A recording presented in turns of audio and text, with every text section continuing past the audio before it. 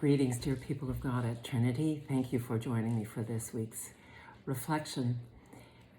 I've been storing up two stories to share with you this week. As I've said many times before, I feel so blessed to have this chance to share with you, and in anticipating sharing with you, my eyes and my heart are open to messages that the Spirit offers me in life, in just daily life, often through articles or Facebook posts. And so it was this week.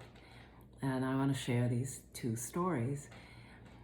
As a 4 on the Enneagram, we can have a long conversation about that someday, those of you who are Enneagram devotees.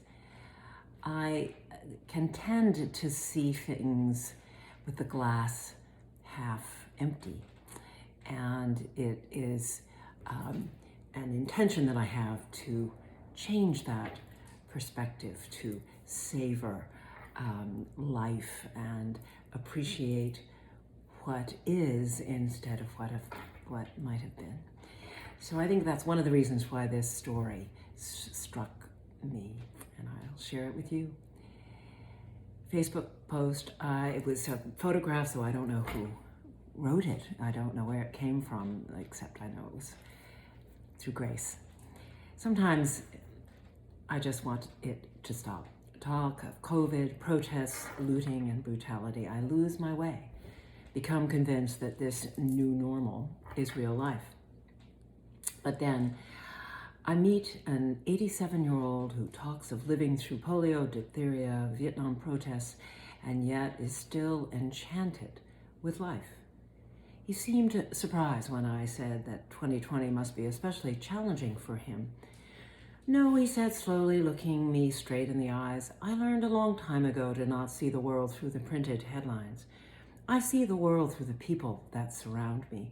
I see the world with the realization that we love big. Therefore, I choose to write my own headlines. Husband loves wife today. Family drops everything to come to grandma's bedside. He patted my hand.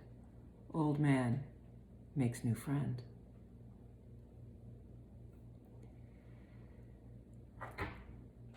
Old man makes new friend.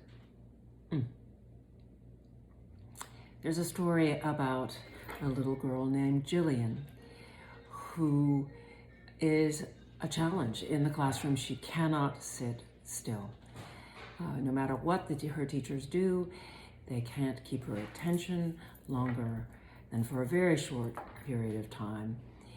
She gets up, she moves around as soon as the teacher takes her eye off of Jillian. They despair and they call in experts, and there's talk of illness and of disorders, and they say maybe it's hyperactivity or maybe she needs medication. During one of these conversations, an old teacher who actually has known Jillian comes into the room, and he brings the people despairing and discussing Jillian to a room adjacent to where Jillian is sitting, waiting for her parents to come out. And he goes into Jillian and says, it's good to see you. I'm going to be a little while, but why don't I turn on some music for you to listen to while we're all having our conversation. So the teacher leaves the room with the music playing. And as soon as he leaves, Jillian jumps up and chases the music in the air with her feet and her heart. The teacher smiles as the colleagues and mother look at him between confusion and compassion with new eyes. See, he says, Jillian isn't sick. Jillian is a dancer. He recommends that her mother take her to a dance class and that they take notice if anything changes. It does. Jillian comes back from her first dance class and says, I loved it, Mummy. Everyone is like me. No one can sit in their chairs. In 1981, after a career as a dancer, opening her own dance academy and receiving international recognition for her art, Gillian Lynne became the choreographer of the musical Cats. May all children who are different find adults like that old teacher, capable of welcoming them for who they are and not for what they lack. Everyone is gifted with a way to create beauty in this world.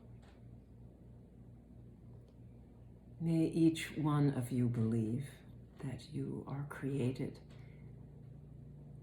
to create beauty. May each one of you recognize the precious moments where love is big.